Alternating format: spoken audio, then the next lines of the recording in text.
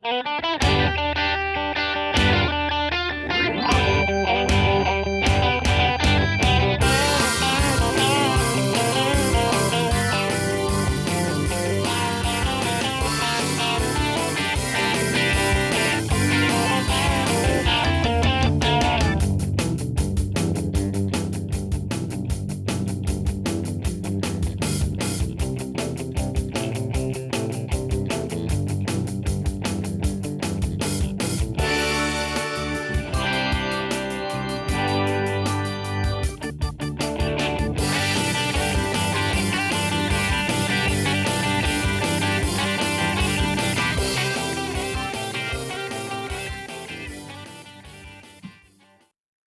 morning, everybody. You are tuned to Computers 2K Now on the Nissan Communications Network.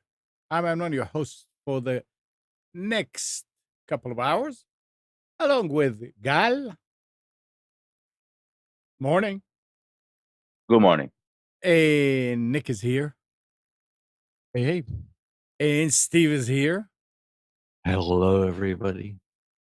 And Mike is not going to be with us today. He's got company. Spence is back in town, but he's still jet lagged.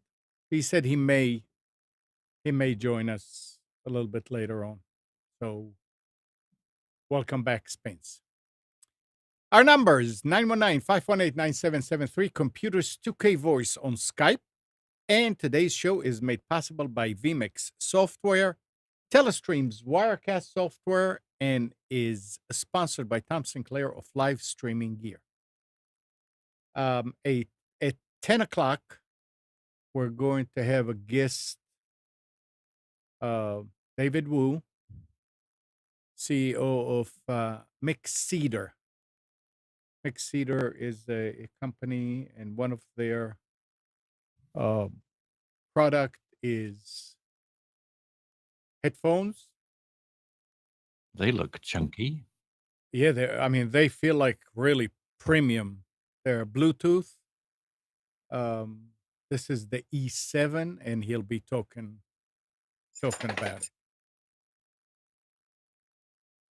So that will be at 10 o'clock. So, what's going on, guys? Let's hear something. Well, a lot of stuff. Something. A lot of stuff. Two interesting things in the world of CordCutting. Oh. Yeah. One is Plex has announced that they're going to drop support for bookmarks and plugins. These were features that they say have very little usage. Plugins is a concept in Plex where users can contribute and create like a marketplace of add-ons that would have provided content from the web mostly. Some of the solutions there were also to create some add-ons to how the system works, how it fetches data from the internet, and they claim very little usage has been done with this framework. And bookmarks. And here it's a very interesting one. I guess most of you don't feel it because you don't really use Plex, but so they claim that it's very rarely used, and I would say it is very, very rarely used because it was done badly. There was no shareable feature to these bookmarks. So there was no way of me creating a list and then even giving to someone in my household, say, okay, let's use this list as a watch list, for example, or let's use it together. And the platform is so heavy on sharing when it comes to content, but when it comes to simple stuff like that, it fails. So that's interesting. I haven't seen any major discussions about that yet, but the announcement came in this week, so we'll see how that affects things. And the other thing was Amazon.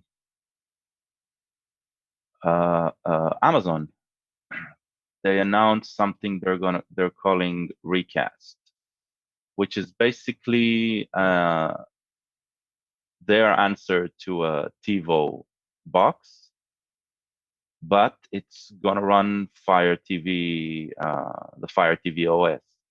So it's this DVR that you can hook up an antenna to, and it'll record everything over the air. They have a 500 gigabytes and a 1 terabyte. I think in the announcement, I might be botching some of the specs, so don't catch me on those.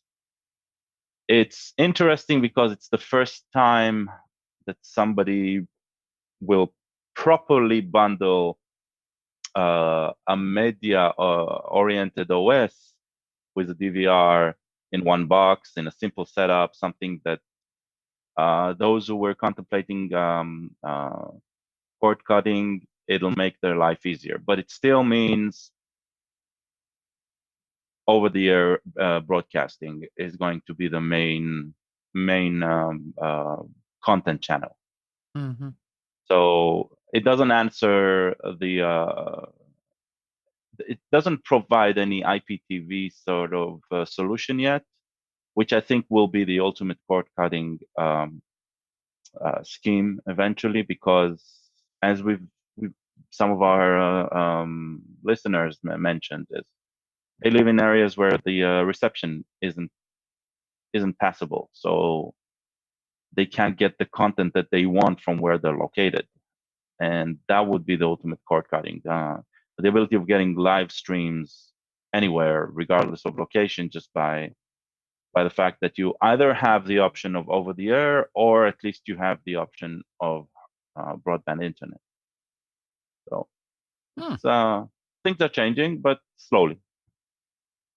Yeah, no. So go ahead, Nick. Well, I mean, the Xbox One has had this functionality, and for some reason, it just hasn't taken off. I don't know why. What do you mean? You can actually record RF.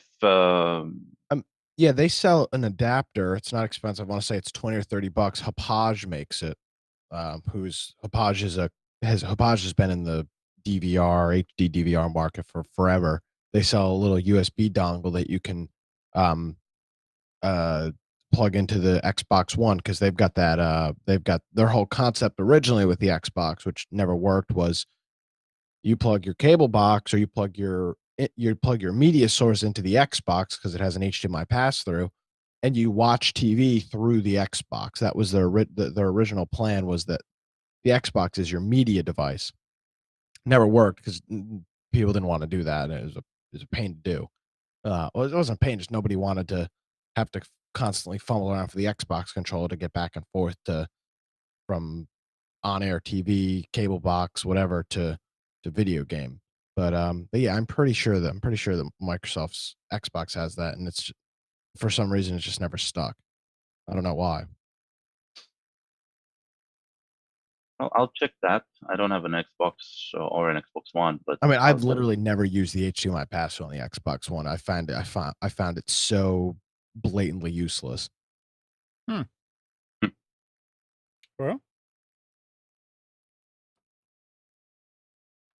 there are things, I guess, out there that nobody ever. Yeah, I mean, not nobody, but people did not pay attention to, or figured out, like Nick, that it's useless, that it never took off, and then here comes another company and saying, "Hey, we're going to do such and such, and let's see if it's similar." Yeah, these devices exist. Silicon, what's the name of that company? Makes the HD Homerun. Silicon Dust makes the HD Homerun, which is a similar device too. And I know if I had to guess, and I'm just pulling this out of thin air, I think that's probably the most popular device for what you're doing. But you've got to combine it with a Plex media server, so there's another step to it. It's not just. I don't believe itself is the media server. It may be, but I don't. For it whenever I looked at it for a period of time ago, it was not. It was just the tuner, and it did the recording, but then you had to link it. Now it looks like they've got apps for the Fire TV for the Silicon Dust HD Yeah, they Home have. Run. So Yeah. technically the same concept. So it, and actually, I don't know. I don't think he's in chat, but I know our friend Brian doesn't have cable, and I think he's got a setup like that. He's got a Silicon Dust HD Home Run TV tuner feeding a Plex media server, and that's how he uses his quote unquote TV. But this Yeah, is and cool. I mean, right now, up until Amazon's announcement, the Plex Media plus the DVR from HD Home Run was the best solution. Amazon goes a step forward because they provide a box that does all of this automatically and can probably run a Plex client, so you can connect to a media server that still gets you the home media or anything that you have on it. So it's a step forward in bringing you a solution that is very easy to set up. You place it where you would get the antenna feed and hook it up to the TV, and you just start using it. One of the unique things about that box, though, is that Amazon is not going to charge a monthly fee for the programming.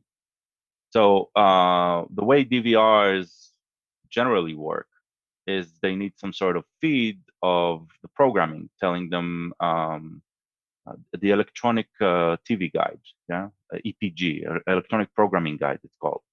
And Homerun charges for that, and Plex charges for that as well. It's just in the form of what's called the Plex Pass, which usually somebody who runs a server, if they want to be able to use a mobile device to view whatever's on the server and use some advanced features, they pay for the Plex Pass.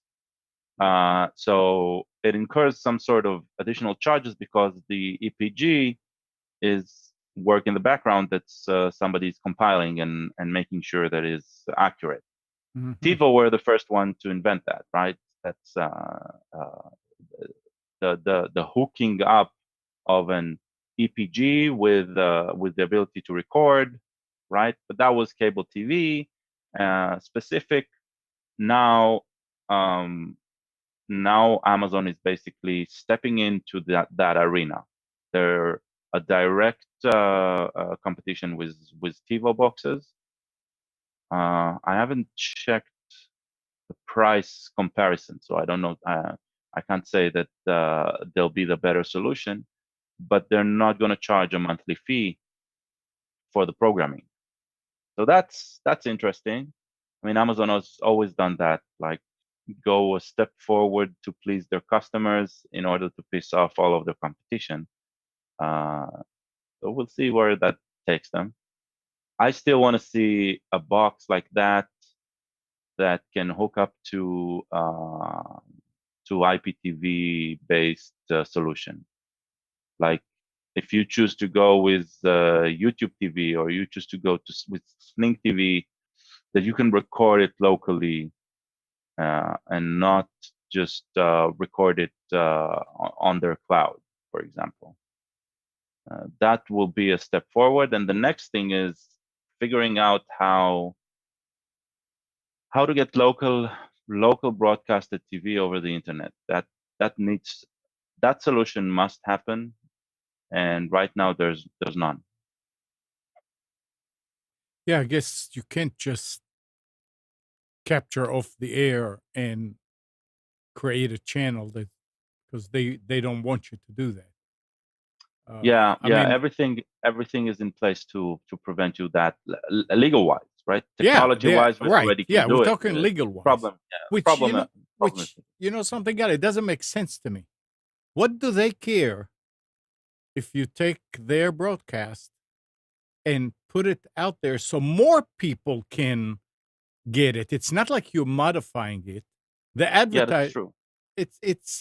I never understood. In the early days, I understand there was a problem with commercials, licenses for the music in the commercial. You could only send it to so many people according to how many listeners you had. So you couldn't put it on the internet and suddenly have another million people listen to it. And they had no way to figure it out. I mean, today you have a bunch of these stations that are actually streaming online. Some of them, I mean, actually most of them, quiet it down when it goes to commercials. So Which is the opposite of what they do on TV. right. So Yeah. I know, Yeah. but the technology to do it automatically is there, I guess. So I don't know. I have no idea why they don't want you to do it unless there's something else that I don't know about. Well, one thing that we need to remember is that streaming on the web, Yeah. the more users you have, right, the more you need to pay in order to get the streams out, because bandwidth is finite, right? No, that's not. It's. I don't think it's because of that.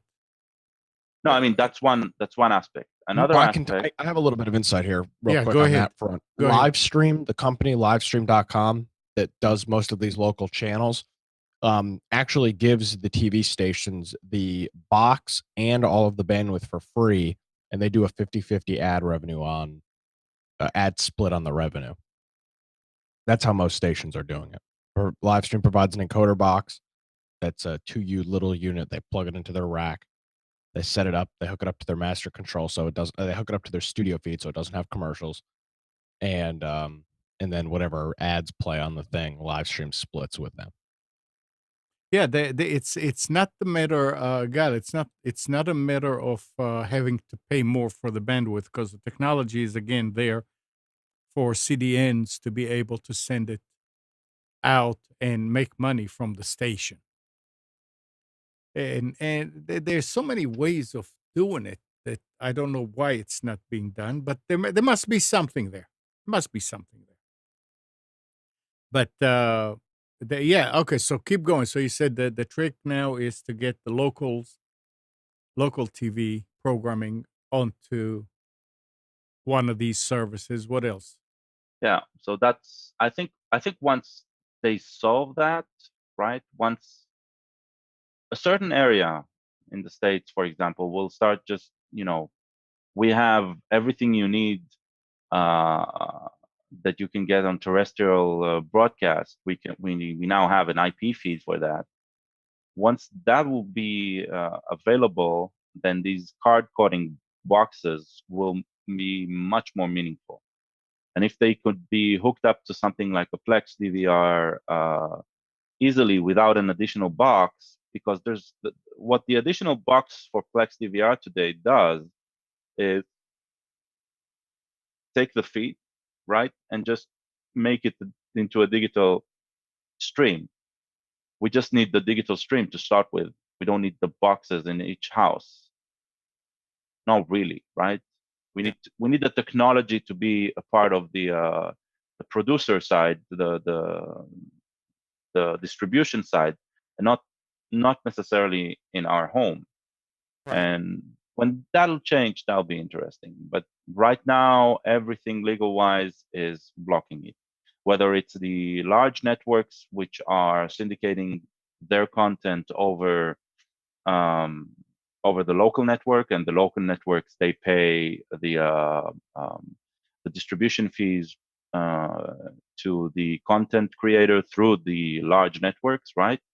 And because of all of that legalese between them, they cannot expand it without incurring responsibility for the content. So that needs to be figured out. But eventually, one of these systems, one of these Sling TV, YouTube TV, they'll get to a point, I think, where they can do it. Right now, cutting the cord to one of the alternatives to cable is usually means you're not going to pay less, and you're still getting bundles instead of completely a la carte choices. So that also one of the and I think this is the most important thing. Everybody wants a la carte choices, but one of the things that a la carte choices is going to create is it's going to shut down completely the channels that nobody wants to pay for. Right, and that Right. they don't want that. Yeah, and right now the industry is around you get this as a bundle, right? And this makes it so we can fund this and this and that, even though nobody wants to pay for them. So that'll change as well. But it looks like there's no way of. Oh, there will be. There will yeah. be. No, I mean what I mean. This is imminent. It'll happen. The question is how fast, but it'll happen. Yeah. So There yeah, was that's the two big things that I've noticed this week. So there was something I read somewhere about some changes to Plex. I don't know. I can't remember what it was, but it was last week. There was something. I don't remember. Anyway, probably what I mentioned, the removal of no, channels. it They're was cleaning up everything. Basically, that's what I noticed. It seemed like it was something that wasn't a positive thing. Nothing good. Like something has changed. I don't. Never mind. Maybe that's what it was. So don't worry about it. It's not necessarily a good thing. That's what I'm trying to say. They're removing the channels. People do use that. I use that for automation, and they're going to remove that, right? Okay. And they're removing the bookmarks. So they claim that it's not highly used. I claim it's usually not highly used in their system because it's not developed properly. So it's like a chicken and an egg question. We'll see. Yeah. Nobody really asks me. All right. So on the kind of on the same subject, Spotify is emailing some users on family plans asking for their GPS locations in order to confirm that they live in the same location. It says subscribers who don't confirm their home address could lose access to their plan, according to the email. The move is an apparent attempt by Spotify to crack down on groups of friends who save money on individual subscriptions by sharing discounted plans intended for families. The emails, which have been sent to a limited number of premium for family subscribers in at least the US and Germany, have been received with scorn by some who rightly point out that not all families live together. However, Spotify's small print does say that the family plan is available for, quote, you and up to 5 people who reside at your same address, end quote. The amount of people subscribed to family plans suggests not all of them abide by Spotify's definition. So they're trying to crack down, and I'm wondering how the thing with Netflix, if Netflix has the same. I know that Netflix, they give you like 5 people that can watch. Oh, no more. By default they give you only 2. You can pay for more. On the what? They give you only 2 streams. By Now default. you can have multiple user accounts, but you can only be streaming 2 things at the same time. Yeah. Oh, okay. Well, that's not what I. But what I mean is, the 5 user accounts. Oh, those are they mean nothing. They're just slivers for who's watching, for tracking what you're watching. Okay, so they're okay with that. They don't care where that comes from. Okay, that's what I was wondering if they are. But once somebody pressed play, only another device can press play at the same time. Okay. And that's by default. And if you want more, you can pay for more. Yeah. Well, Hey, Nick. Yes, sir. Uh, Brian was always promoting Zoho. Now, Yes. are you still using it? I use Zoho for my Invoicing and stuff. no. I use it for my Nick Craig Okay. .net email hosting because they've got a nice webmail. Did you and have they a problem with it this week? I don't know. I haven't checked that email in 8 months. Okay. On Monday, last Monday, ICANN approved domain registrar Tierra.net turn off access to all Zoho domains, Oh boy. affecting 40 million customers worldwide. Zoho is a web-based office suite company which provide customer relationship and invoicing services to small businesses.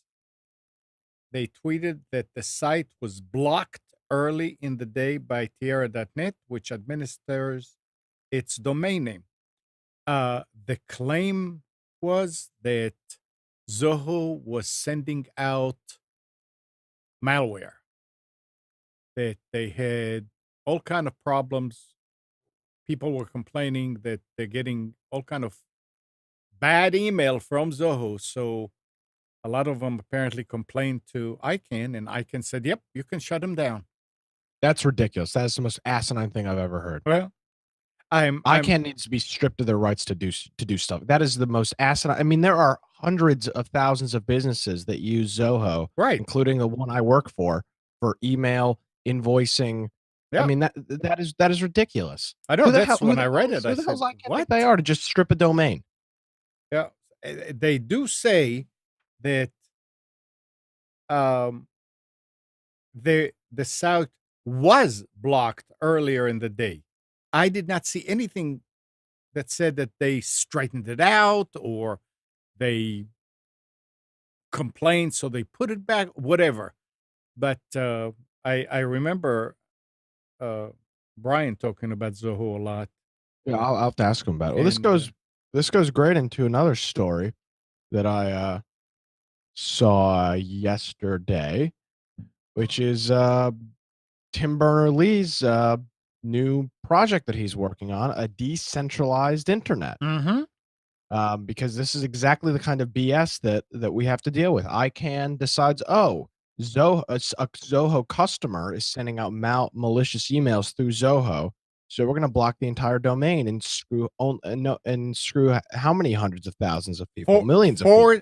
40 million. Yeah, that's good, and I'm glad ICANN has the power to do that. Scumbags. I mean, that's just the most ridiculous thing. So he's working on a new startup called Inrupt. And he's the one that essentially invented the internet. Yeah. Right. So it was not, what's his name? It's not Al Gore. Al Gore. Another serial liar. So his project's being backed by Glasswing Ventures, and his goal is to develop around the world a decentralized internet and take back power from the forces that have profited from centralizing it. In other words, he's saying it's game on for Facebook, Google, Amazon. And this is something we've talked about in this show. I remember long time ago. I don't know if you remember this. I was trying to look into the what do they call that local internet that people create? Yeah, the mesh thing. Mesh nets, yes. Yeah. The mesh net thing was pretty popular. Turned out it was only popular in New York City, not because it's crowded. Crowded. So yeah. I was never able to really. I bet you there's probably a decent mesh net thing going on in Raleigh, but that was a thing, and so, this is kind of an interesting thing here. Their website is what's their URL?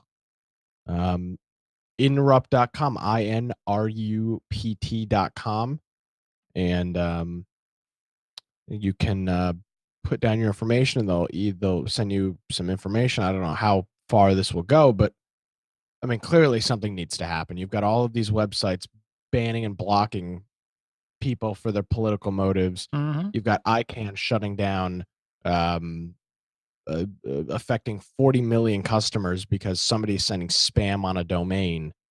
I mean,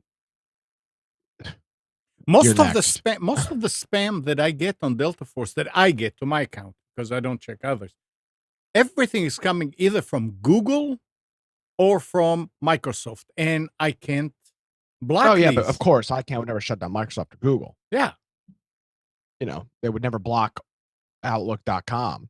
right. So yeah, that to decentralize the internet, to come up with a new, I mean, he's actually trying to come up with a new internet structure.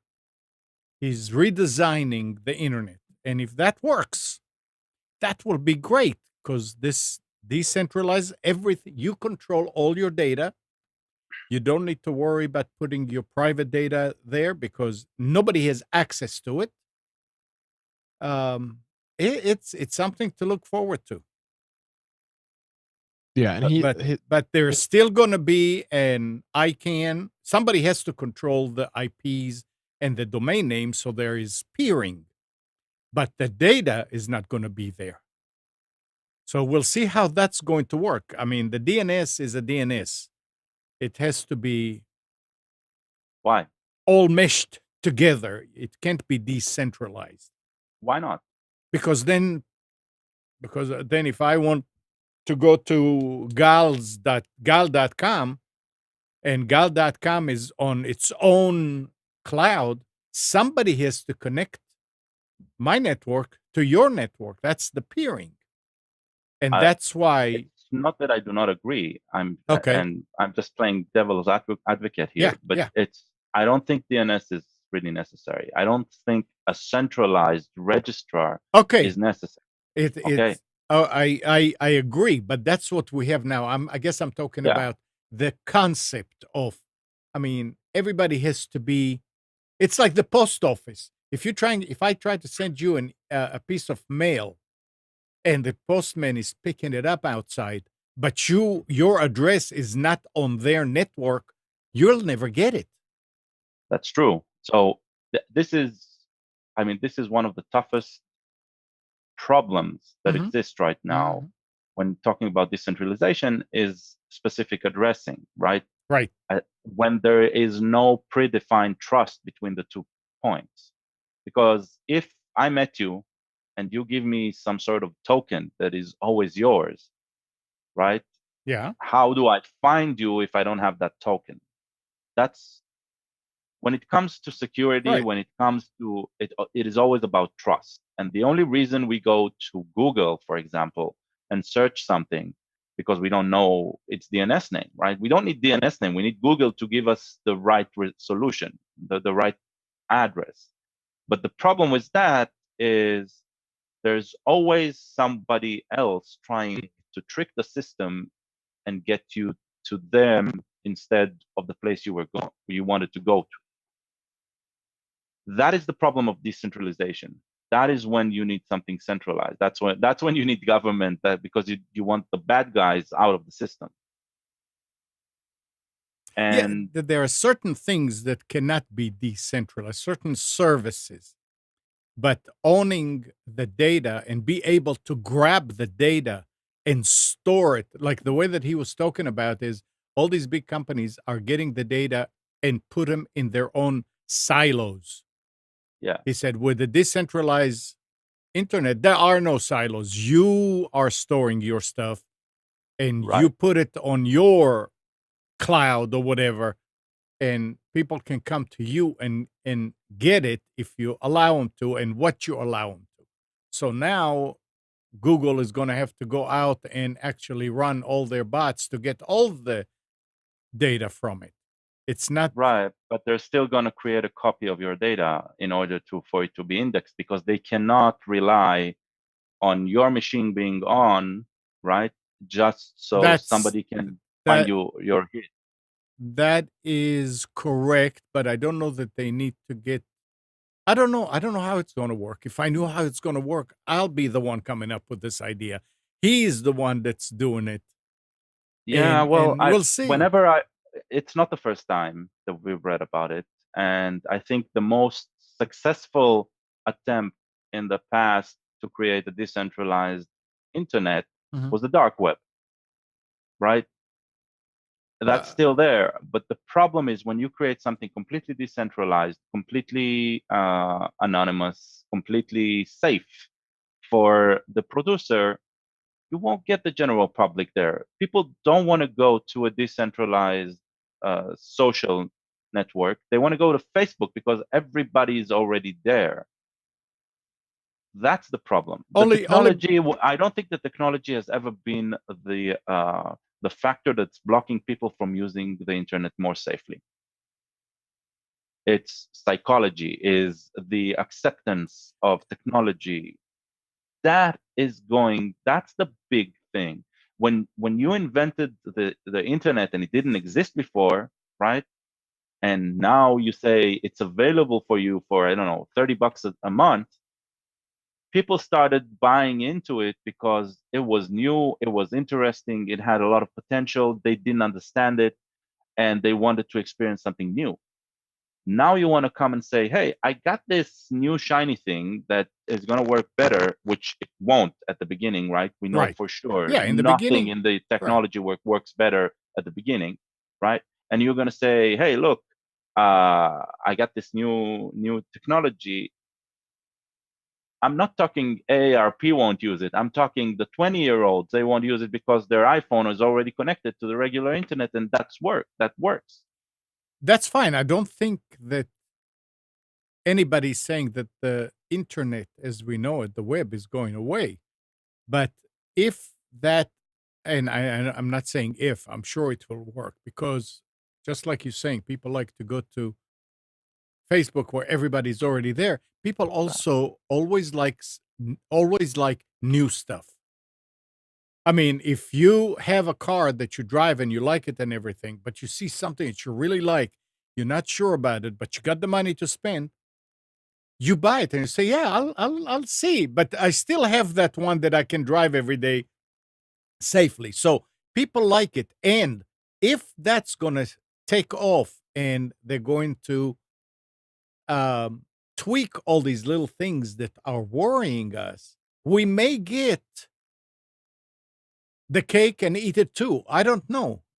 Nobody knows yet until it happens. But just the idea, I mean, a lot of people are going to go for something like this because they're concerned about privacy. The kids are not worried about it at this point.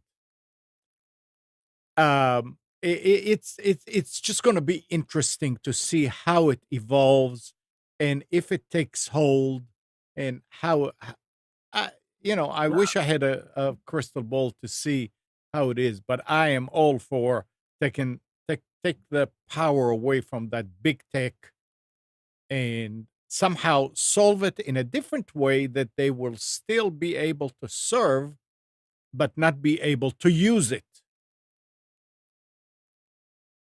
I would love to see that happen. I am probably one of the first people who's going to go and try it. Mm-hmm. But I'm skeptic about it being adopted. That's right. What I'm saying. And none of us know if that's going to be it. But we'll see. We'll have to wait and see. And it's going to be interesting.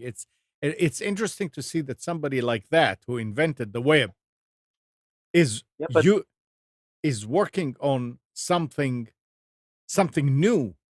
I mean, I'm sure back when he was working on it in the early 90s or even before, that it was that people say, "What are you doing? Are you crazy? That will never work."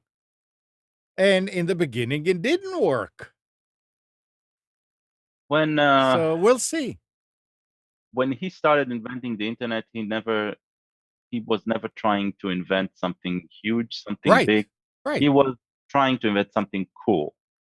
Okay, something different that is change. He is now in no position. Nobody's listening to him. People are listening to Facebook, Google, or their preferred congressman. I don't know. Maybe I don't know. Let's just wait. Let's just wait and see. Let's not say what people are listening to and what people are not listening. So what I'm trying to say is, he is in the grand scheme of things. While he's an important person historically, and he brought a great thing to the table, right? Mm-hmm. He was a small part in a huge team. And now, just because he's talking about it doesn't mean he has any inkling of an idea that something can be done. He couldn't have predicted that his invention would catch fire, right? Right. He had no idea. I don't know. It's not like he has some genius that knows how to create new great things. And if you want an analogy, right? Einstein, after coming up with the theory of general relativity and rocked the world with his concept, and was actually like this, this popular Mhm. scientist who is very approachable and can explain everything. After that, he went and tried to invent the theory of everything, and he always failed because his assumptions were always wrong. And that is true until he died. The fact that you created something genius, that's fantastic, right? It doesn't mean that you have an answer. The fact that you're working on it, that's great. But what's the mandate? And right now, he got a reporter to listen to him and write an article, and that's great, right? I'm tired of technology being talked about, right? And just saying we've got this brand new thing that we're gonna present, but we don't know nothing about how we're gonna do it yet. It feels like I don't know, noise chatter. It Okay. feels like, hey, listen, don't worry about Facebook and Google for now, right? Because we're gonna come up with something new, so you don't need to worry about these big things. They're gonna be a thing of the past. So that's like, you can calm down now. We're working on it, right? And the big issues, they're gonna disappear in a simpler way later. That's why I don't like it. I mean, Well, if it was in a different magazine, in some scientific magazine that talks about the solution, about the protocols, then I would say, yeah, that's interesting. There's a couple of scientists working on it. Let's see where it takes us. But no, this goes on Wired. Wired is a large publication, right? Not large like New York Times or anything, but it's a large publication. It's a popular publication. what That's if what I'm saying. what if it was on Computers 2K now? I mean, we're talking about it. Yeah, right? I was We're thinking. definitely talking about it. I was but we're- thinking I'll invite him to come as a guest. I'd love to talk with him, right? I'd love to ask him questions about that. All right. But the article seems like that's my problem, right? It's tagging it as the great new thing before it even exists. Oh no, and nobody's before it even started failing. Yeah, I think decentralizing. Everybody's going for decentralizing now. I mean, they are decentralizing streams. They're decentralizing email. They're I mean, you can get individual services that say, okay, we are decentralizing. They are, but they have to still be part. They're just a cog in that big machine that is centralized. So this is why it's hard for me to understand how it's going to work. And I'm not saying it's bad or good, or it'll work or it'll fail or whatever. I'm just going to say something to look forward to and see what happens. Yeah, it's all right. It's fine. It's all good. Oh yeah, no, it's all good. Yep. We just need to remember that somebody always owns the road that we're walking on. So Nick, finish your story. I don't have a story. What are you talking about? That was a good. It was a good article. It leaves you something to think about. It something to look forward to. Yeah, maybe getting out of this rut of another. I mean, and we're talking about Facebook. Just what was it? How many millions? 50 million. Yeah, I mean, give me a break. What in the world? It's fun. No, everything's fun. Too much time blaming the Russians for hacking Facebook to actually protect user security. And it's the same stupid hack that they've fallen into a whole bunch of times. It's giving friends of friends too much user information. It's the same thing again. This was it was called share your friends, show your friends, something like that. I Yes, think is the a name of that. view is. Yeah, view as. Yeah, that's kind View of the as, same yeah. BS that they always fall into, sharing too much information Yeah. across accounts. That's good. Right. Facebook.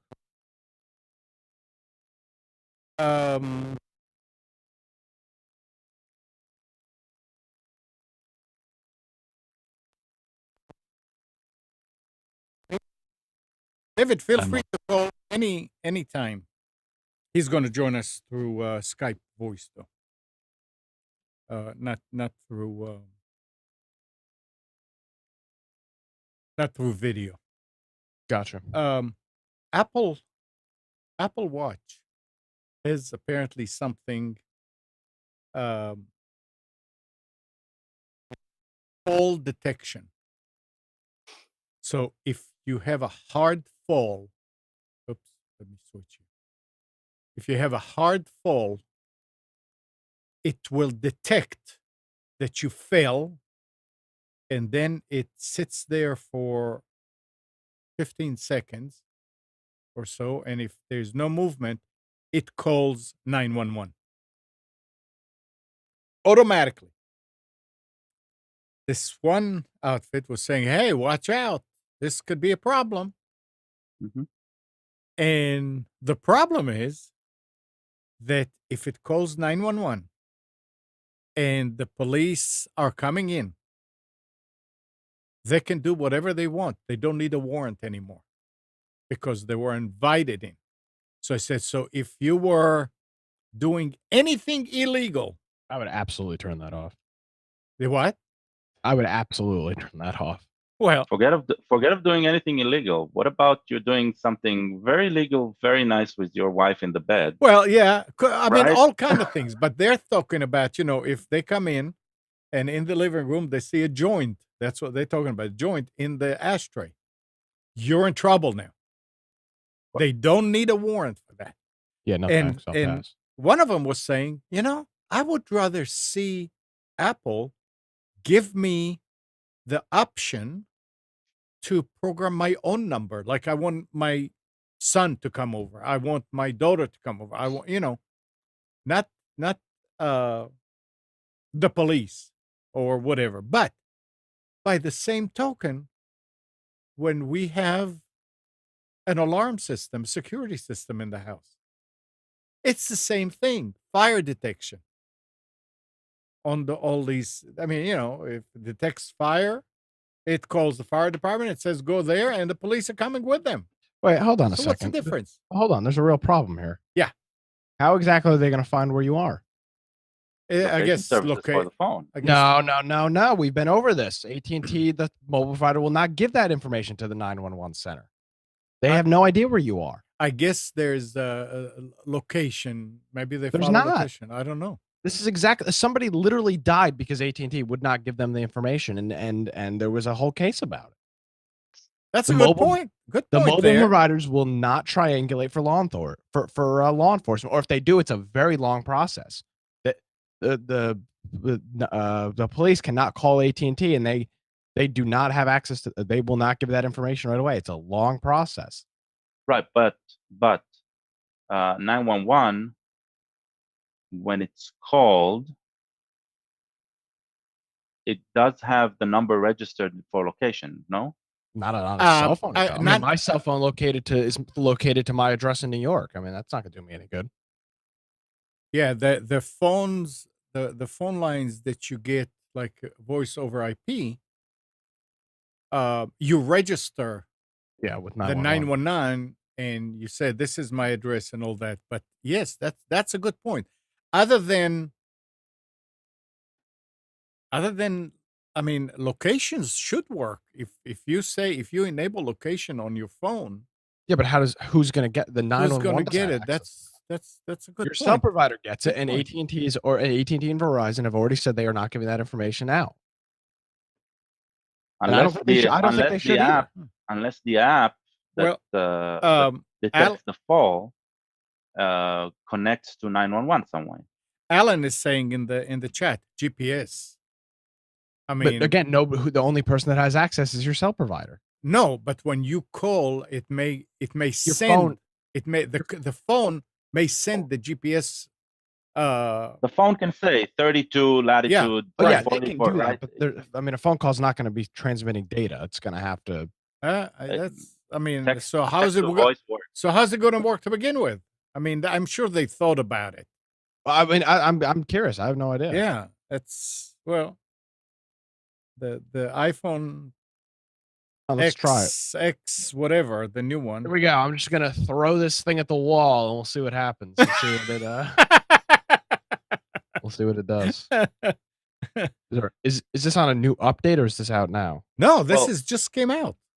I just searched Apple Watch 911, and the first hit is inside Apple, and it says use emergency SOS on your Apple Watch, and I'm guessing that's part of the iPhone, yeah. the solution. And it says with emergency SOS, you can quickly and easily call for help and alert your emergency contacts. So it's programmable, right? It's not. I don't think it's specific to 911. I read it on this, and it said it'll buzz the watch on your wrist, and then it'll set out an alarm. And if it doesn't get any response or movement, then it'll call. Right. Which sounds good. Yeah, but I mean, the But- problem that we're talking about is when it calls. How does 911 or whoever know where you are? You may be in a bar somewhere. Also, Well, as you say, GPS probably it'll send Yeah. it through somehow, whether it's voice or whatever. It'll text yeah. to voice. Alan is again saying that 911 often gets GPS or some kind of triangulated data. I don't think that's the case. Not from I don't cell know. providers. There was a whole big Hmm. kerfluffle about it with that. Somebody being held hostage. I don't remember what it was. Somebody was being held hostage or something like that, and they made a phone call to 911, like whispered into the phone, and then hung up. And 911 tried to get in touch with the cell provider, and AT&T wouldn't provide the data for like a day, and they provided the data, and the person was dead. From what I remember. Maybe I'm Yeah, just I making all think that up, but 911. I mean, police, law enforcement should be able to get. I disagree completely. Why? Oh, because 911 again. Do we go into this probable cause stuff? Oh, okay. So something happened, and now they're going to contact AT&T and get my data. Maybe I'm at work. Maybe they're coming after me for something. I don't want them to be able to contact the Well, cell provider and track me. Yeah, but by the same token, well, as you get older, you're going to change your mind. I mean, if I have my phone with me and I get a heart attack and fall and in the car, and hopefully I was able to pull over before getting into an accident, and my phone, I pick up my phone and I can still dial 911, but I can't talk. I want them to find me. Yeah, I mean, it's just a So difference in it's there perspective, two sides. Yeah. but yeah, I Yeah. would not be a fan of that at all. Yeah. Interesting. So let's see. David sent in. Not that I'm some big criminal boss or anything, but I just God only knows what AT&T is doing with that data already. Well, the GPS is always active on your phone, isn't it? So if you Yeah. can that information somehow and then convert the text into speech and say, this call is coming from located blah blah blah in speech, Yeah. then yeah, they could get to you if you're Yeah, in now a free- that I would be interested. That I would be somewhat interested in. Not the other way. Well, but I mean, if it's one way, then it's everywhere. No, because if you've got to originate the call to 911 Mhm. and then it has to say the GPS data, that's different than the police just deciding to figure out where the hell I am at any given point in time. Which is that's the part I'm not okay with. Well, if 911 is the one calling the police, isn't 911 the one inviting them and not you? I mean, Let's see. I'm gonna call David. semantics at that point, but I don't know. I'm very Hey. very very weary of that information being out there. Yeah, but law is all about semantics. So Yeah, well, Yeah. law is all about saying it's for the good of you while they're screwing you. So David, you Again, there? semantics. Yeah, I'm here. Oh, there's David. Amen. Good. Amnon. Amnon. Nice to meet you. Thank you for having me. Nice meeting you, David. David is the founder of Mixcoder. No, it's not Mixcoder. It's Actually, Mixcder. You're a graduate of Pennsylvania State University and a music enthusiast with keen interest in audio electronics. With Mixcder, his dream was to create the world-class consumer e-brand and to shape the future of the audio industry by creating revolutionary products with the goal of tracking trends and development in consumers' preferences. So you did a lot of R&D and there's more and more going on. But we're here today to talk about your E7. Yes. So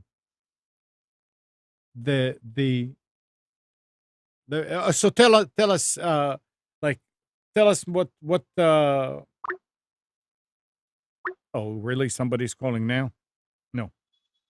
What's unique about the E7? And let me show everybody the actual headphones.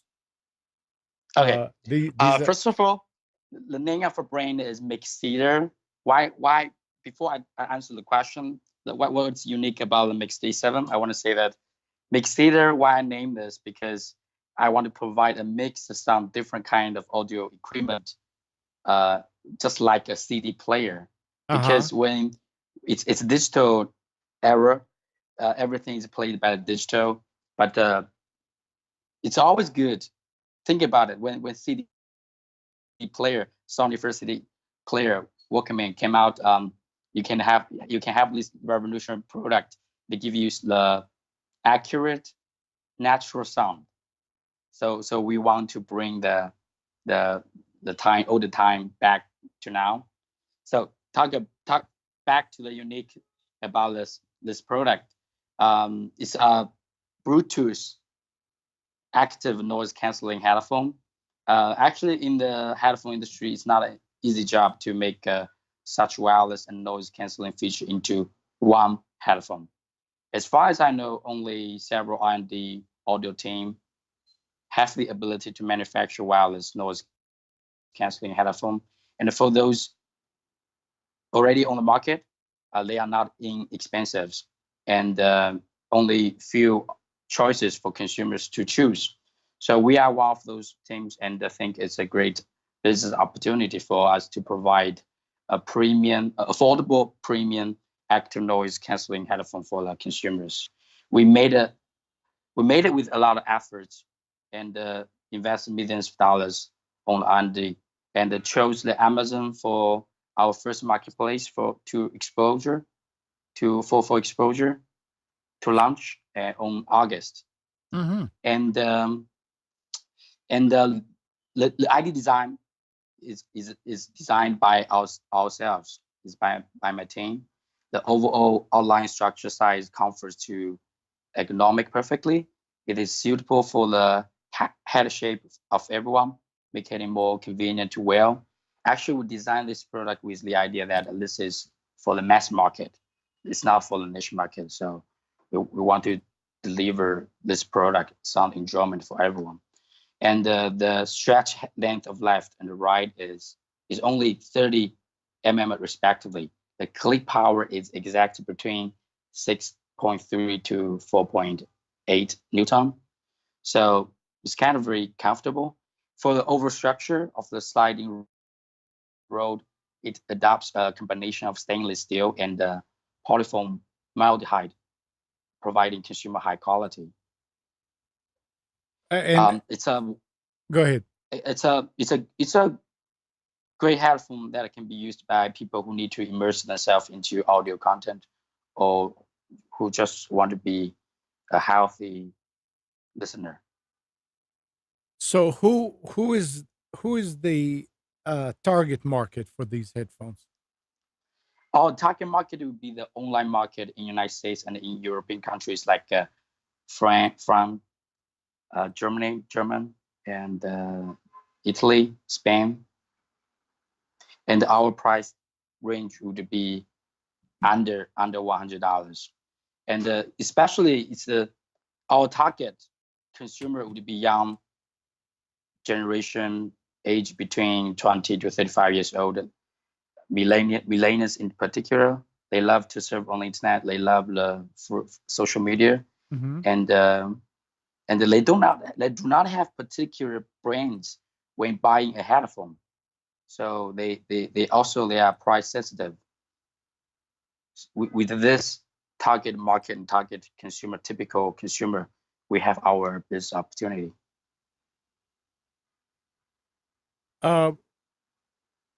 I tried them, and first of all, they feel so good in your hand. I mean, and on your head. I mean, it's really comfortable. One thing that yesterday I was looking at some videos, and somebody reviewed it, and it's something I didn't come across in the manual or anywhere. It has a microphone in it too. Yeah. So you can actually use it as a headset? Yes. Very It has a interesting. built-in microphone. It gives you a very high quality call-in quality. Very interesting. Okay, so tell us about the active noise canceling technology. How does it work? It's actually pretty easy. When the headphone detects an incoming noise, we have a digital signal processor built in our headphone. It will analyze the sound waves and create inverse waves to cancel out the ambient sound, to take the sound we don't want out. So the principle of the active noise reduction lies in, firstly, collecting waveform characteristic of the noise, then calculating out a reverse wave with the built-in processor, and then counteracting by high reproduction loudspeaker. So by the combination of sound pickup, processing chip, and the loudspeaker, they will create an active noise reduction system.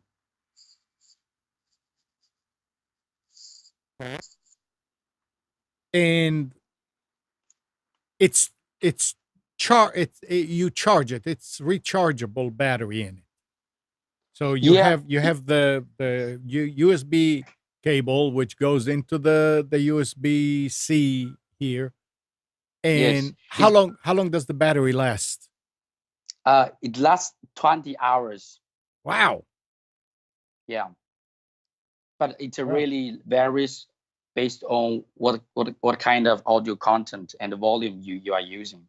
But it lasts around 20 hours.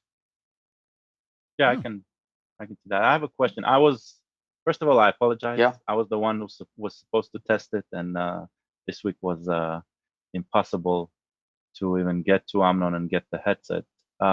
So I'll just ask one thing. I've been using noise canceling headsets for a while now, and now that I have a chance of talking with someone who understands the technology from within, I wanted to ask something. So your headset, when it comes to noise cancellation, that's about the audio that I'm listening to, right?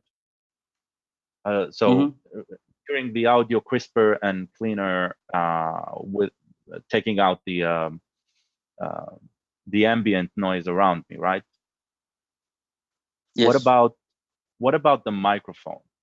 One thing I found in headsets, even the most expensive ones, actually even in ones like these, which they're not cheap, is that ambient noise somehow still sips in to the microphone.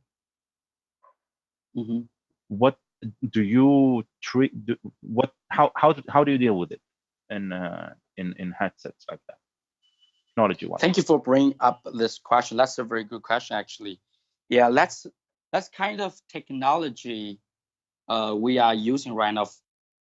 Even for the microphone, we have a noise reduction microphone built in our headphone, so it will give you a better, clear sound, even when you are making a phone call by using our headphone.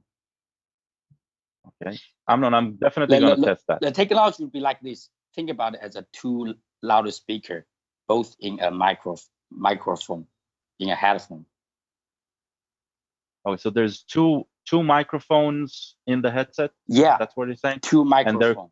And they're comparing the input and making sure that only an adjusted version of the input goes in.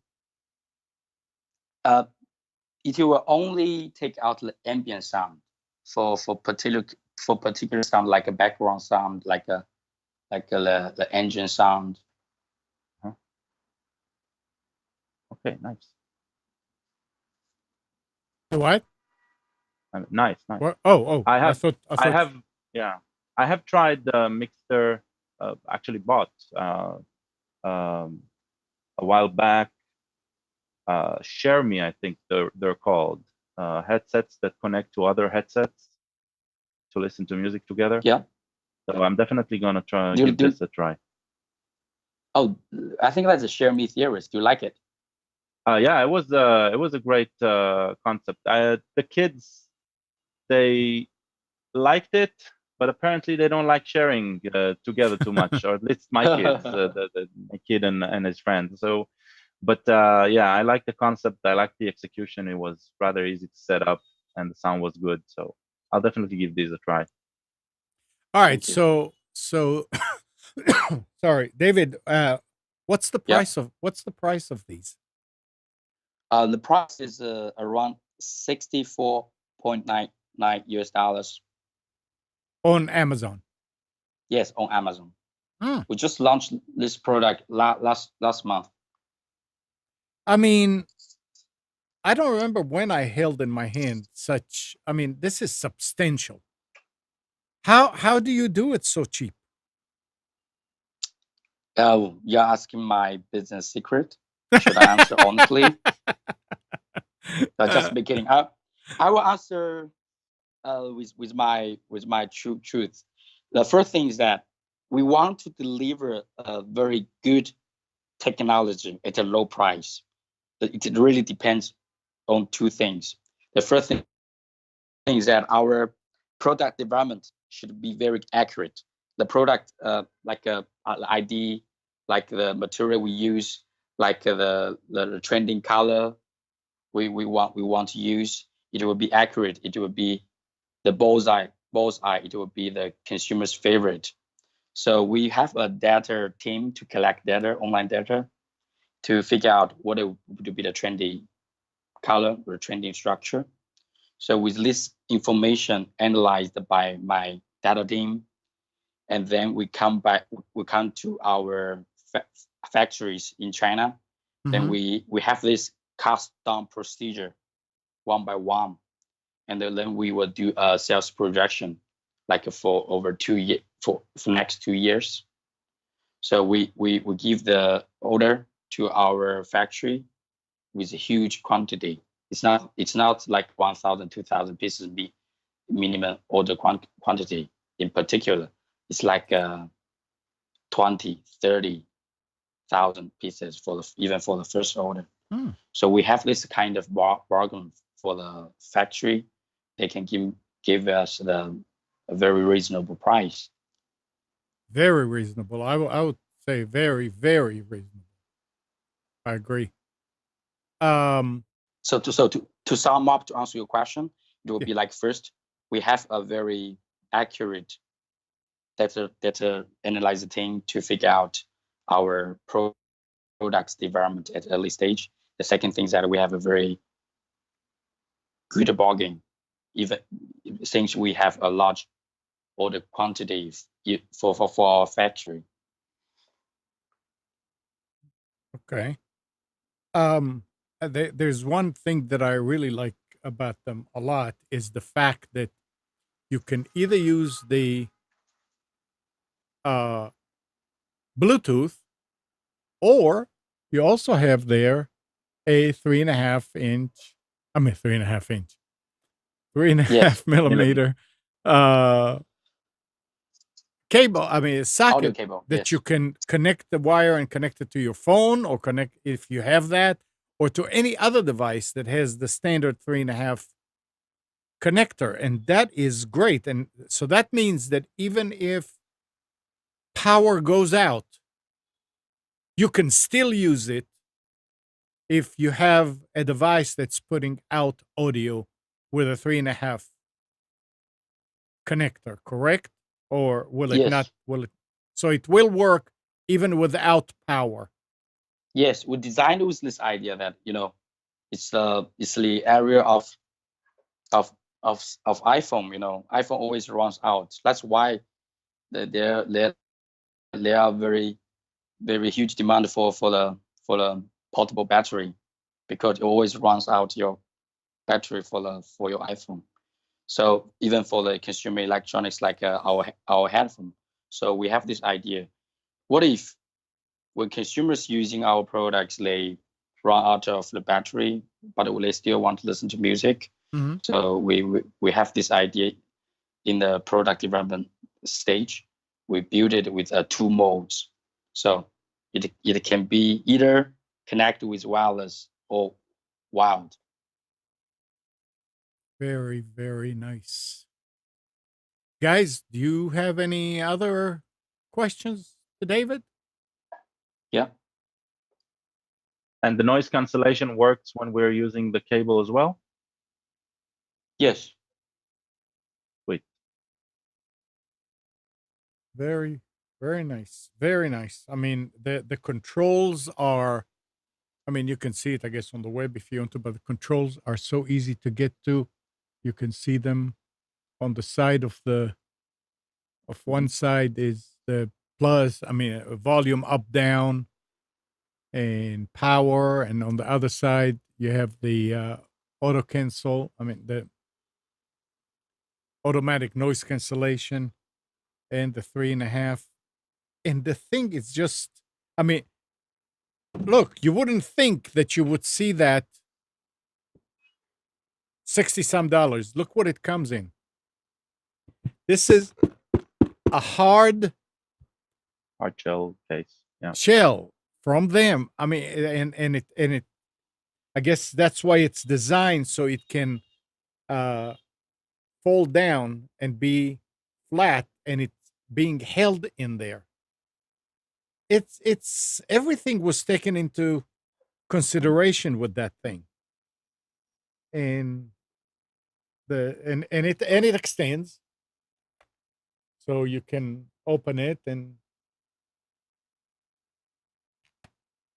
make it low. I mean, and I think I was reading that these strips are the only metal part in it. Everything else is plastic. David? Yeah. It's because it will be light. Yeah, it's very light. I mean, there's hardly any weight to the thing. This is why you see something like this and it's very substantial, and then you say, but it's also very light, and it's really nice. What is the warranty on the headphones?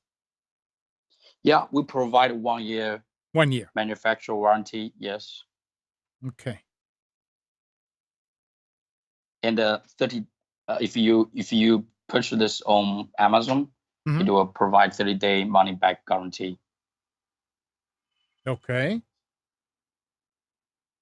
Very nice. I mean, the minute I got them and I looked at them and I talked to Karen, and I said, I'm very, very impressed with them. The way that, just the way, before even plugging them in,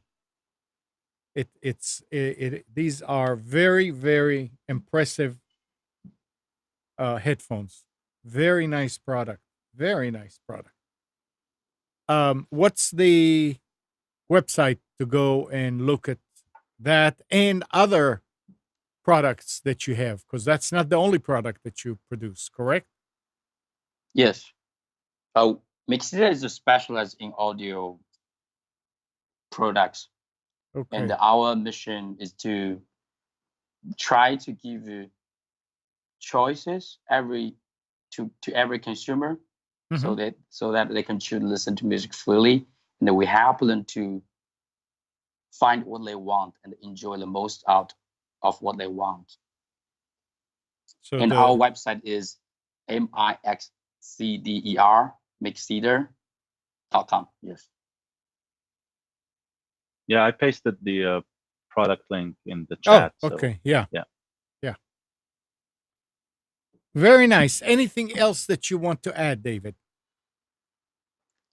Yeah, the other thing is that because it's headphone, I think when it comes to the headphone, you have to you consumers will worry about the sound quality, or they have their own preference. Mm-hmm. Because every man has his hobby horse, you know. But when it comes to the sound quality, as a brand owner, it's very hard to describe the sound quality. Because we designed this E7 with the idea that it's for the mass market, it's for everyday use. If you are looking for deep bass for pop music, E7 might not be good for you.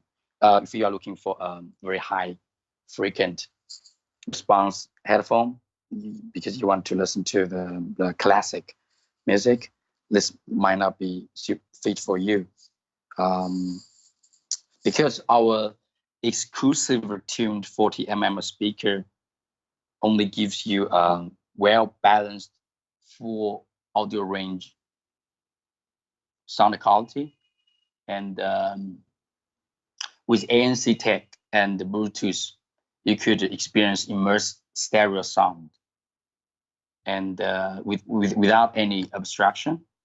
And it also gives you refreshingly loud and clear playback, and it gives you accurate and low latent wireless transition, which also guarantees the clear and fluent sound. So that's what I want to talk about, the sound quality. It's not for people who want to particular sound. It's just for everyday use, you know. Mm-hmm. But it still sounds great. Yeah. It sounds, well, I don't have any expensive headphones, and it sounds better than all of them, any of them that I do have. So that's I can't complain about the quality of the audio. And yeah, sound quality can be very personal, but if you have had a very good sound listening experience for Mixcder 7, you will know what I'm talking about. Okay. All right. 20 hours. Interesting. All right. Well, David, where are you calling from? Actually, I'm in Shenzhen right now. I'm dealing with the supply chain management because we have a new product coming. So I'm in Shenzhen right now. Okay. In Shenzhen, China. So go back to are you going back to sleep, or is it, well, about what time is it there? It's actually 10:30 at night. Wow. Okay. Go That's back fine. go back to sleep. Yeah. Okay. And if there's anything else that you want us to review and talk about in the future, please you can get in touch with me directly or go through Karen. But I want to thank you for taking the time Thank you. to do that. Go ahead. Well, our chat, our listeners on the chat, they're trying to access Mixcder.com, and some of them cannot access it. I can, they can't. So, guys, try using I did 1.1.1 DNS or 8.8.8. Looks like for some reason your DNS isn't getting that fast. I don't know why. And David, just note, some people are failing to access your site for some reason from the States. So something to look into. John is saying HTTPS. Very interesting. Very, very important. Some web server, if you type one, it will not go there, and if Yeah. you type the other one, it will. And some of them will Oh, redirect. by the way, you can also go to our Facebook page. Each week we have a free giveaway activity. Okay. Yeah, Okay. for our fans, especially if you want our new products, we will do a free giveaway. Okay. Okay. I'll send the link to the chat as well. Yeah. All right. Take it easy. If you want to hang on and listen to us talking, you're welcome to it. But I got the feeling you want to go sleep.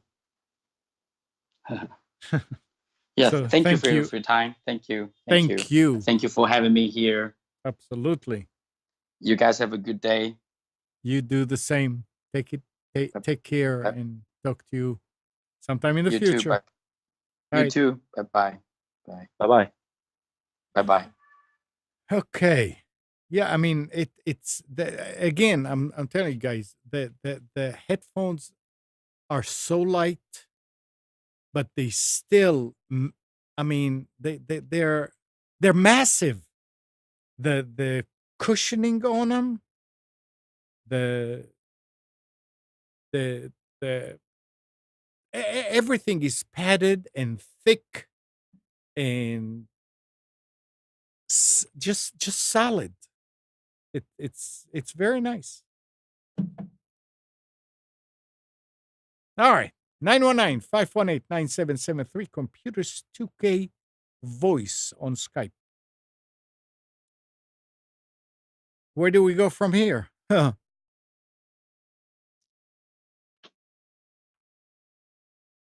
Let's see what everybody's waiting for me. Okay, fine. Wait for me. Everybody's What? waiting for you. Yeah, come on. Go. Waiting for you. I've got something. Now, we were talking last week about iOS 12 was released, right?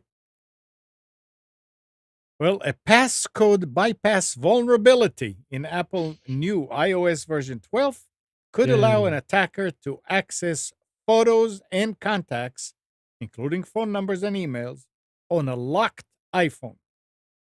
The hack allows someone with physical access to the vulnerable iPhone to sidestep. They have to have your phone, not through the internet. They have to have the phone. Sidestep the passcode authorization screen on iPhones running Apple's latest iOS 12 beta and iOS 12 operating system. Threat post was tipped off to the bypass by Jose Rodriguez, who describes himself as an Apple enthusiast and office clerk based in Spain.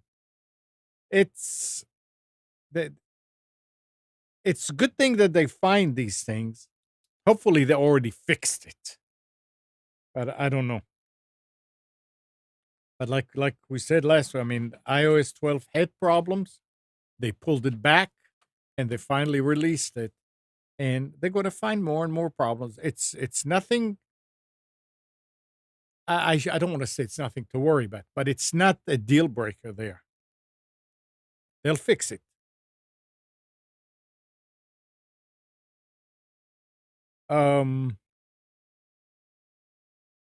I never knew about the prices that these things go for here.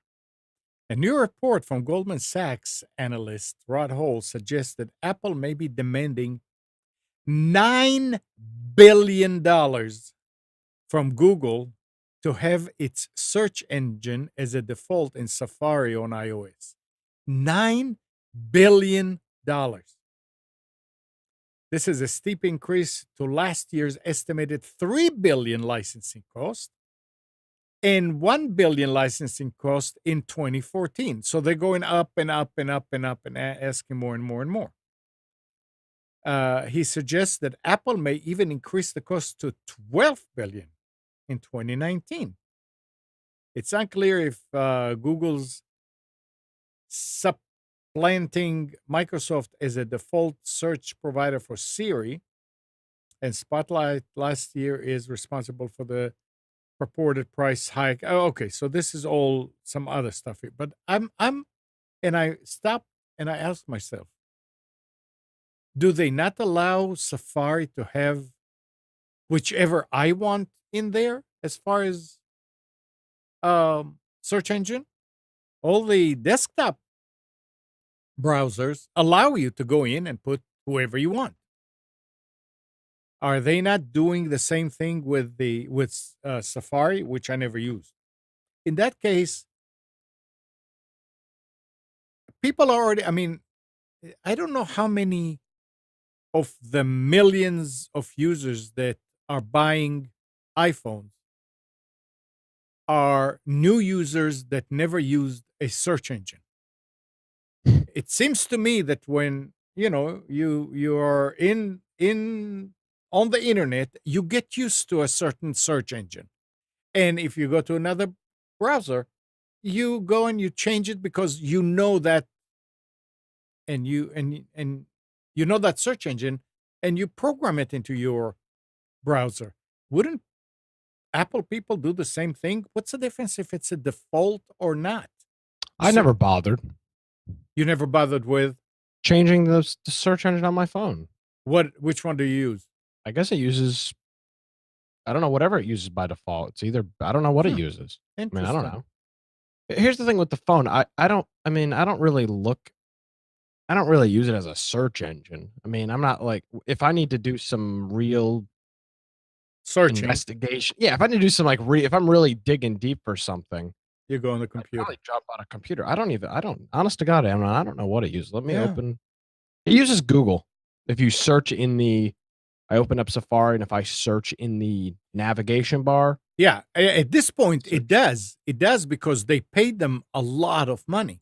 Yeah, well, they should. Billions and billions of dollars.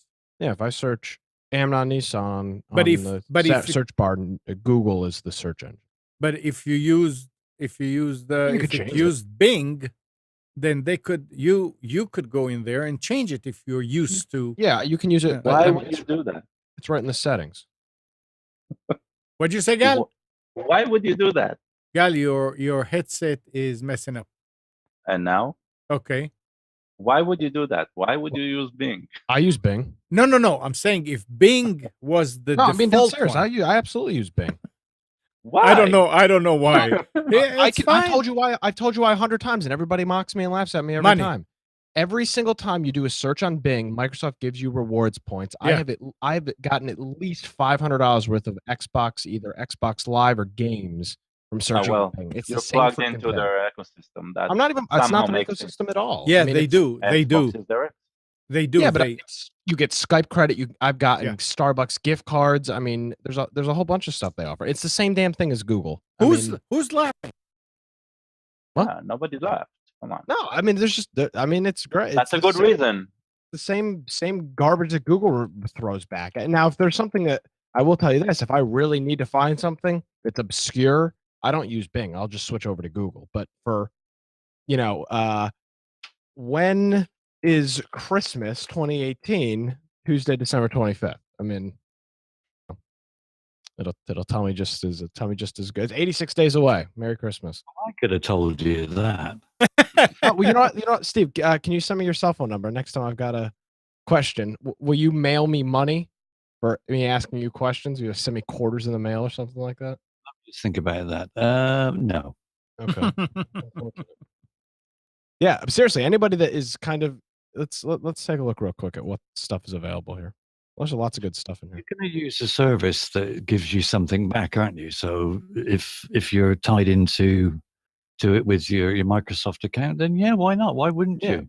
I know it's great if you're not doing anything that requires you to let's see. Yeah, I stopped searching with my account tied in. So I see why they did that. It makes sense for the users. Yeah. At least that is a good reason to use Bing, because the results are usually for things I search for, they're much the not there. No, they're not there. Trust me. I use Google a lot for Linux troubleshooting, Oh, yeah. scripting, stuff Yep. like that, and Bing has never provided the results in the first page. Never. I will agree with you on that 100%. Right. Whenever I need to look up So- stuff like that, an error output of a program or whatever, absolutely, I throw it in Google 100% of the time. Yeah. Especially if that error comes from a Windows machine, it still doesn't come up in Bing at the first location. I'll give you an example of stuff you can get on here. You get a $25 Hulu gift card, a $10 AMC gift card, Domino's, Chipotle, Regal, Target, Walmart, and then all of the Microsoft products: Skype, Xbox.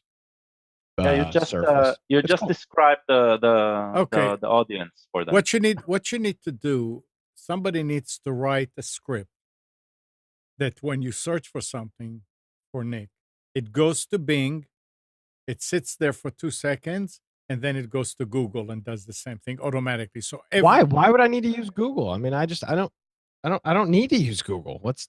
I mean, for most things, it's not a better search engine. No, if you want a better search engine, try DuckDuckGo.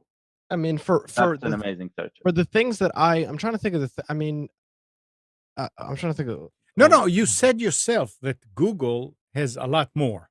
Well, when you're looking for it, like Gall said, Sure. troubleshooting things, absolutely Google is the way to go. But I'm trying to think of something for example, I searched this, but I didn't know the URL for a Mix. What was the name of the company? Mixcder. I typed in Chrome Mixcder, Bing came up. It was the first result. I mean, for things like that, there's no.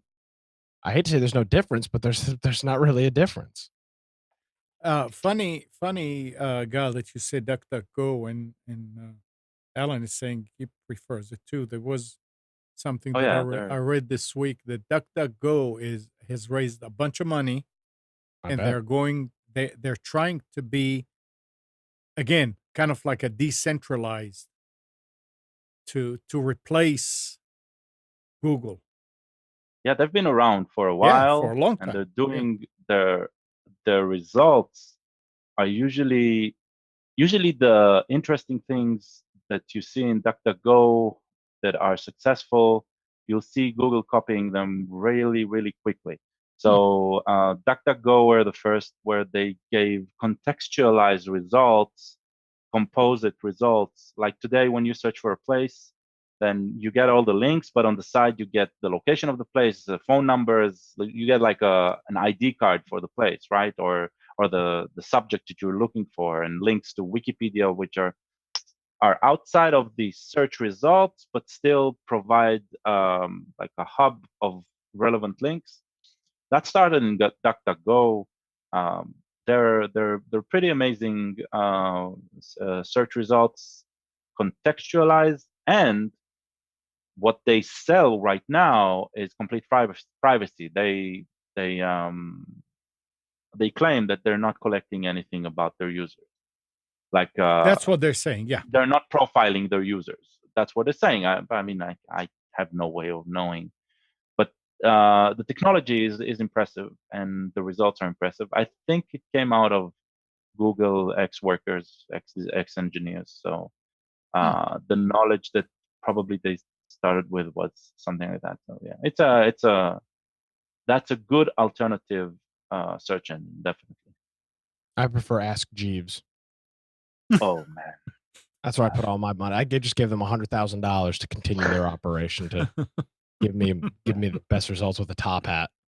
I remember when they were novelty, an interesting approach, but they botched it so fast. They were interesting for less than 3 months, I think, when they came out. But yeah, I want to say my middle school or elementary school had that as the default search engine. Oh, that's terrible. I don't remember. For some reason, I used it. I don't know why. There must have been some licensing deal. I don't know. All right, somebody called during the oh, sorry, that was me. Interview, and they didn't call back. So if you wanted to call in, 919-518-9773. Maybe they want to talk to you. Now, this is really a strange, and like it turns it completely around here. A new report from Better Business Bureau suggests that millennials are now more likely to fall victim to a scam than baby boomers. Says the Better Business Bureau reports that 69% of scam victims are under the age of 45. Young adults heading off to college are especially gullible, the group says. College students can be easy targets for scammers and identity thieves. They are old enough to have money, young enough to be vulnerable, and are likely unsupervised as many are away from home for the first time. It's an interesting piece of information. Phishing scams now target cell phones as well as email and social media. So millennials spend a lot of time on Facebook or other social media sites where they can target them with these messages. So it's very easy. We always thought, that older people are, sitting at home, retired, whatever, and you get those calls and you fall for them. That the younger generation is more savvy; they understand these things. Well, see, I think you're making a mischaracterization here. Why? They're not getting phone calls; they're getting scammed on social media. Yeah, that's true too. It's a different type of scam. Yeah. Not Right. that Right. it makes it better or worse, but it's just a different type of scam. Yeah. It's a more distributed scam. Oh yeah. We were talking about distributing everything. Yeah, we were saying Kathy was working on the computer and she was trying to go to register for something. I can't remember what it was, something to do with her retirement. And I was in the living room and she came, she said, "It says that my computer is locked." So I jumped up and I said, "What?" So I went out there and sure enough, it says your computer is now locked. You need to call 1-877 blah, blah, blah. Man. And I said, "Okay, shut down the machine." She said, "Why?" I said, "It's a scam, honey." She said, "What?" I mean, here's something. She's not used to it. She's not used to it. And doing the Lord's work. Yeah, you're like those hypochondriac who are always clean and now they're in a dirty environment, so they get infected immediately. And no, the thing is that the way that she got into that site that said locked is she typed, I think it was AXA, which is some kind of financial, into Google. Not some kind And of it it's brought like one of the biggest one. Right, and it brought up that fake site because you know what? It didn't bring up the fake site. They're paying Google. Somebody's paying Google AdWords to get a fake site listed, and Google's allowing that. So where's ICANN pulling Google's freaking domain? I mean, what the hell? Absolutely. See, I mean, this is the most ridiculous nonsense I've ever freaking heard. Because I asked her, I said, "So tell me something. How did you go there?" She said, "I just typed AXA and I went." And I said, "Do it again." And she did it. And I'm looking at the first one. And it has nothing to do with AXA. Yeah, Google's got more money than Jesus himself, and they're gonna sit and they're profiting and making money off screwing people. Yep. Oh, it's okay. I hate these people. But I mean, it's ridiculous. It's absolutely ridiculous. But that's the thing. It's in a way, it's laziness. We got used to They know what they're doing. We got used to it because I said, I was reading the letter that she got from the state, and it has the link at the bottom. It's not a long link either. So she didn't type that in. She actually went and searched on it, and a lot of people do that. I do the same thing. I don't type in URLs if I see them. I type it. I like it a lot. Amnon, for one thing, listen to this. My bank. We're not getting money back for typing the URL, right? No, but listen to this. I always complained, and I said, why does my bank sends me an email that my statement is ready, and they say go to that URL, but they don't provide me with a link. They want me to type it in. And I said, that can get you in a lot more trouble than if it was already there. But apparently not. You type the thing in and looking at it. I mean, I guess I'm a little more No. cautious, but I've got a really The good. trouble is complacent. If they do that, yeah. right, then the phishing mail will be easier.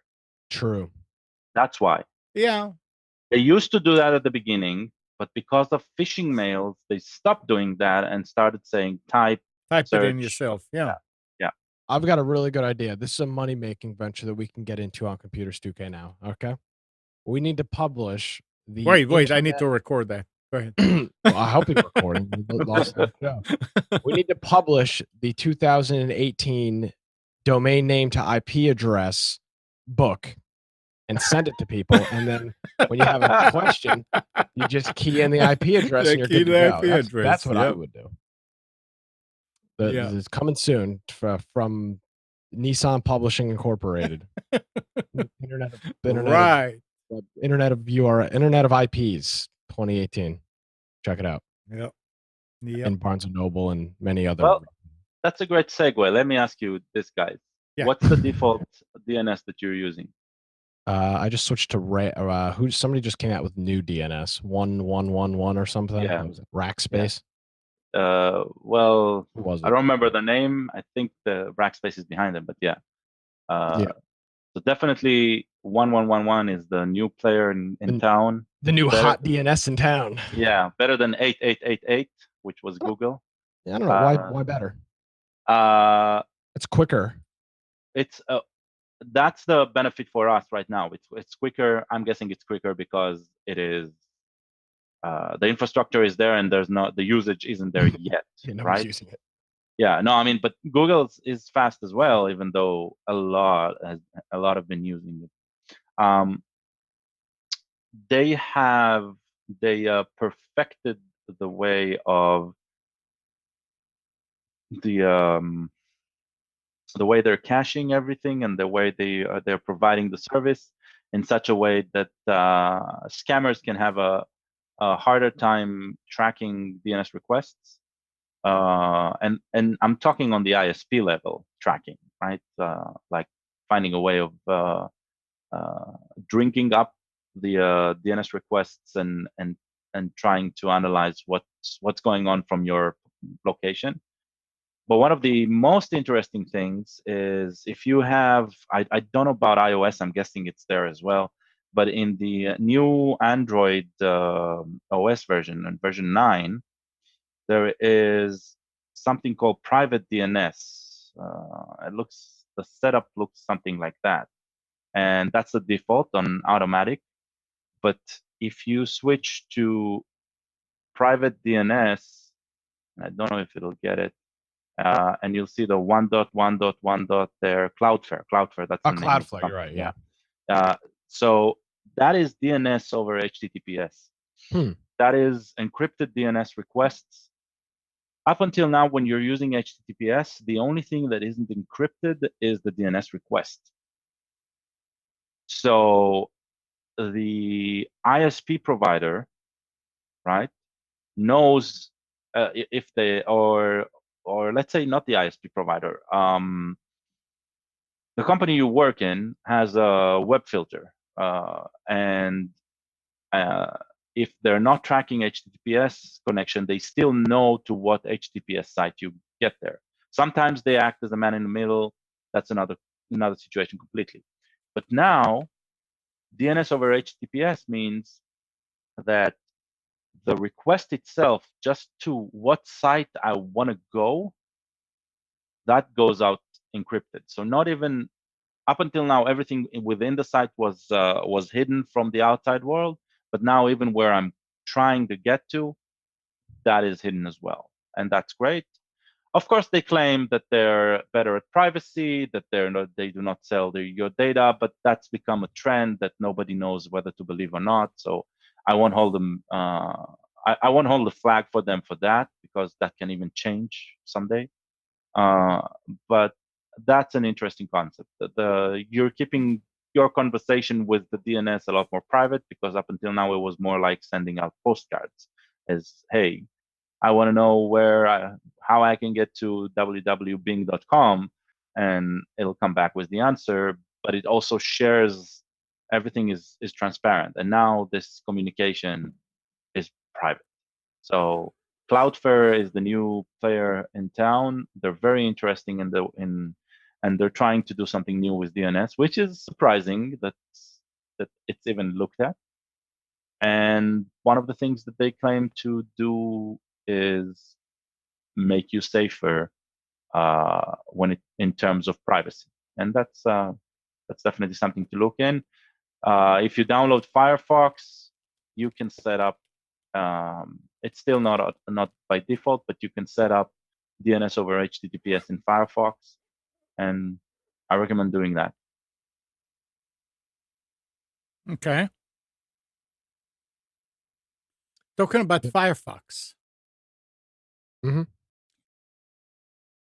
Earlier this year, Mozilla announced Firefox Monitor, a service that will inform you if your online accounts were hacked in a recent data breach. It's now available to the general public.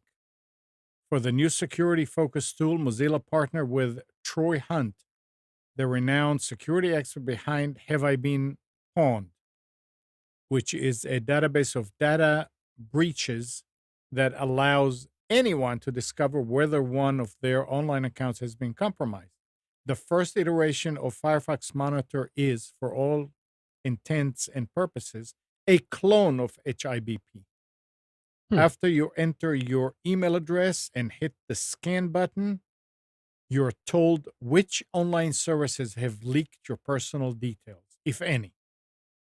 You can also sign up to be notified of any future data breaches involving one or more of your email addresses.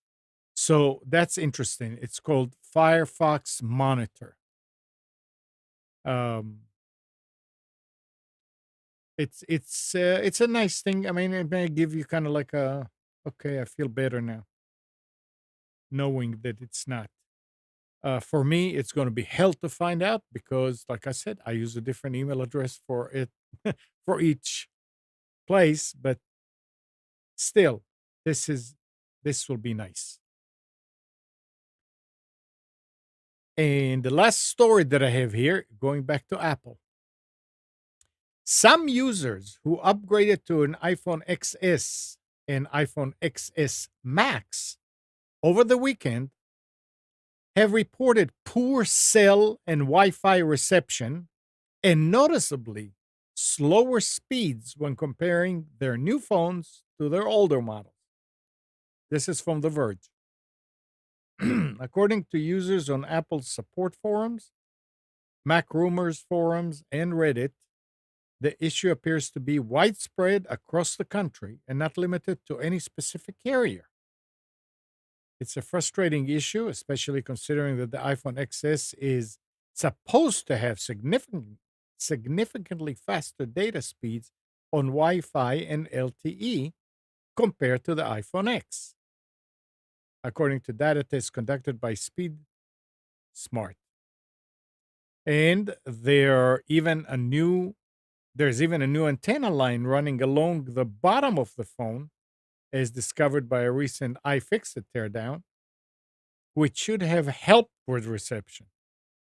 So folks at r/Apple, whatever that is. Reddit Apple. Okay. The most popular subreddit, for iPhone and other Apple-related discussions on the site have corroborated the claims. Those people are not very friendly. They're what? Those people are not very friendly. They're all Well- jackasses. You go in there and you post a question about something. It's like, oh, Apple's the greatest thing ever. Okay. I tell you what, the only good thing that I that I read in this article that makes me feel a little bit better is something that was corroborated. No comment. Somebody did some due diligence. Wow. Somebody has corroborated that claim. Hey, well, you missed All some week other- we were hearing about claims that could not be corroborated. Here is by any stretch of the imagination. Amnon, you missed one of the biggest stories of the week. I'm a little disappointed. okay. This just broke yesterday. This is a big story. All right. Elon Musk. Yeah. Oh yeah. Hear about this? Yeah. So he's by the way, This- the SEC is a joke. But they told him he's got to resign as the chairman of the board, I think, for 3 years, Right. and pay a $20 million fine. I'm not saying this is going to be the case, but this could be the end of Tesla. I mean, Yeah, they're- that's because he said that he was gonna. He just made the claim that he's gonna take Tesla private again, and apparently it created some Well, problems with he stocks said and things. he was thinking about it. And Yeah. yes, I guess. Yeah. But this is the same SEC that didn't do anything to these big banks after they destroyed the country in Right. 2008. Right. I mean, Exactly. Let's talk about how great the SEC is. They're just as good as I can. Oh, they're great. They're great for their shareholders. That's great. Yep, That's what counts, right? it's Tesla that has to pay it, not. Oh, is You- it? you know- Is it Tesla that has to pay 20 million? I think it's wonder- him personally. So the company has to pay, and the person has to pay. Fine. No, I'm pretty sure. No, Elon Musk has to pay the $20 million fine and step down as the chairman. Why would he have to pay it? He is the CEO of the company. The stocks are not Elon I understand, but- Musk's. Yeah, but they're going after the SEC is going after him, not Tesla. Mm. They're not pissed off at Tesla. They're pissed off at Musk for saying Yeah. he was going to take it private, then not take it private. Yeah. I don't know. Yeah, that's. I mean, I read it, and this is not technical stuff, but it's interesting. I mean, It's we very talk a lot. We interesting. talk a lot about Tesla and Elon Musk.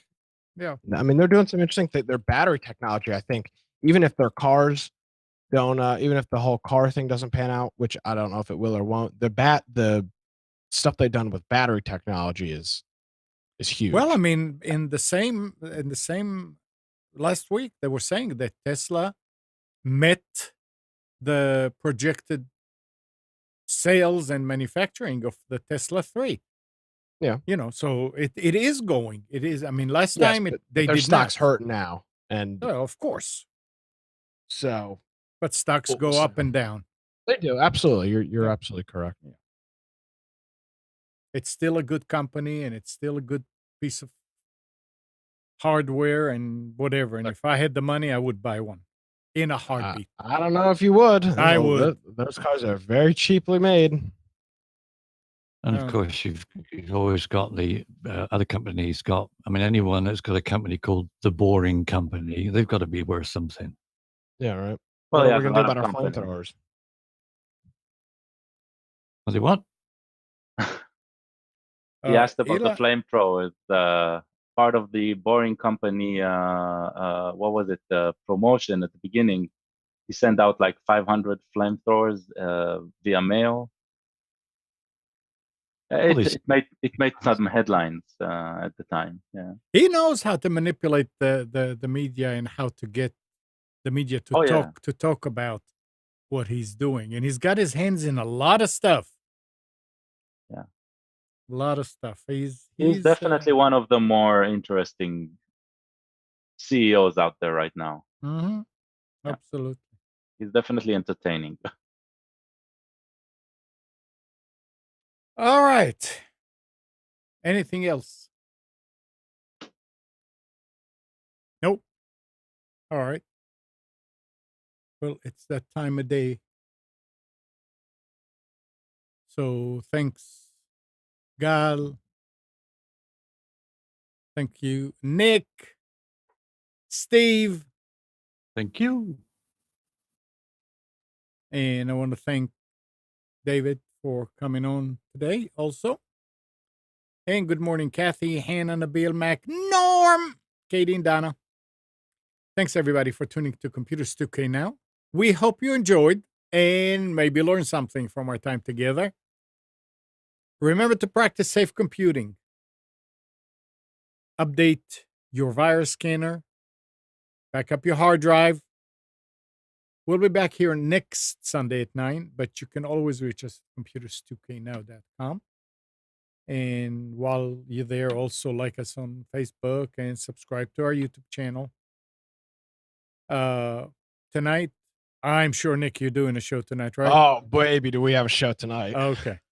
So tonight at 7, Nick Craig hosts Against the Norm on Wilmington's Big Talker 106.7. And you can always listen on TuneIn anywhere in the world. Talk to you next week.